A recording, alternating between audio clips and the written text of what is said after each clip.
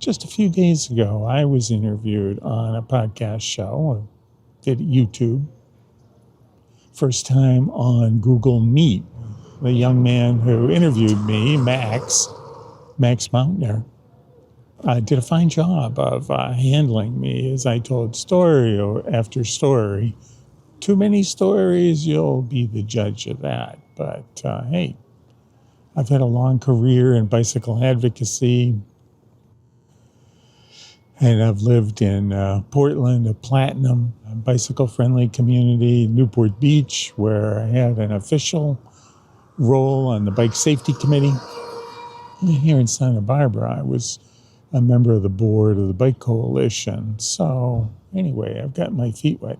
I've been to the annual bicycle conference in Washington, D.C. 4 times. Anyway, and then, of course, I've interviewed 30 people across the country and in some cases around the world to solicit their opinions and advice on how to build a more bicycle-friendly community. That's what I have done. What I'm hoping to do more of is get people on camera to talk about the environment here in Santa Barbara. The big story is we closed State Street to cars. People want to know about that. How's it going? And has it impacted occupancy on State Street? Are there more retail stores or are there more vacancies? I know the answer to that question. In spite of what many people would say or might think, occupancy is up, vacancies are down. It makes sense, really. The economy rebounding from the pandemic, but just as important, when the street was open to cars, it was red curbed in both directions. There was no place to stop and dash into. Here I am right opposite the museum store, very popular. Instead, we're catering to pedestrians and bicyclists. And although it's not perfect, we have too many 14-year-olds on powerful electric bikes doing wheelies up and down State Street, which makes us all nervous. We get hit by one of those, and it's really going to do some damage. Will we work that out? I hope so over time. Are there other models, other cities that we can look to? How are they dealing with, teenagers on electric bikes, riding too fast? Teenagers that don't know that it must yield to pedestrians in a crosswalk. Ooh, we got some work to do there. But it's got people's attention anyway. So that's life on State Street. I call it my denizens of State Street. Maybe you've heard the term. Denizens, not a derogatory term at all, but over the past couple of years, I've been out here every day. This is like my social environment here. And I'm meeting people every day.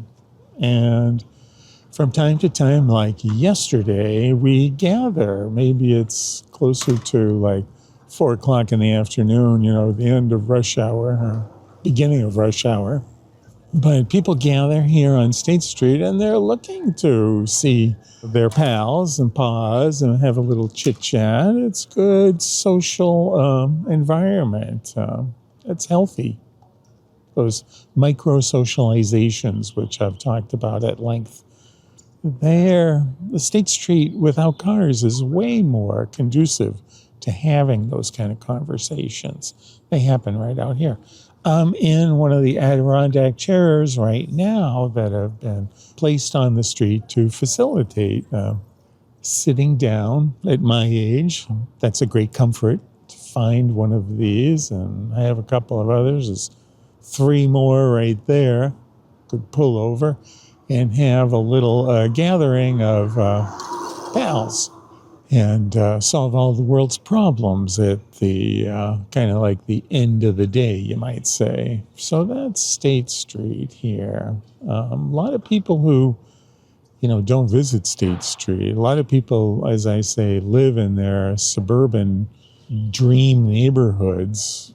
Don't come down here. Certainly don't walk along State Street on a daily basis. Many of them think that cars are good. They provide some kind of economic benefit to the downtown, but I don't think they have an accurate picture of the vitality that occurs, especially, maybe starting Thursday nights and weekends. One of the things that's very optimistic is the city council looking at turning Paseo Nuevo, the outdoor retail mall, just a few blocks down, and converting that to condominium living and providing more workforce housing. That would have a huge shot in the arm, a huge jolt to the economic environment here. More people living on State Street or immediately adjacent, like me. We need grocery stores. We need hardware stores. We need pet food stores.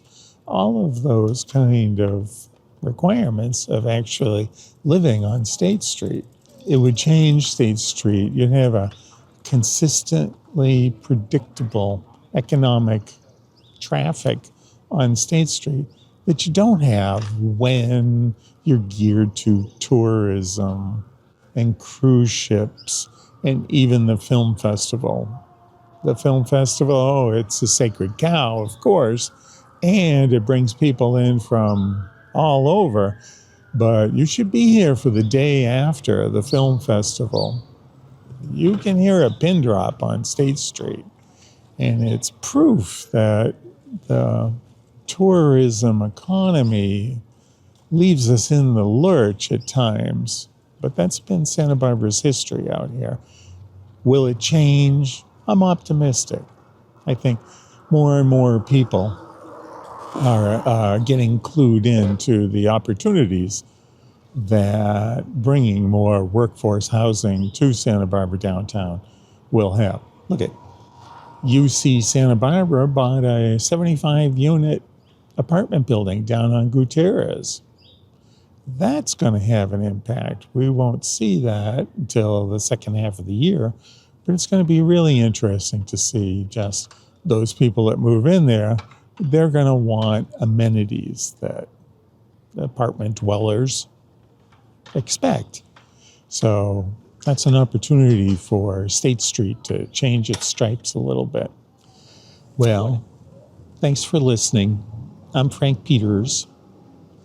I often, with a smile, say that I am the official self-appointed documentarian for State Street. Nobody's ever challenged me on that because I'm out here every single day.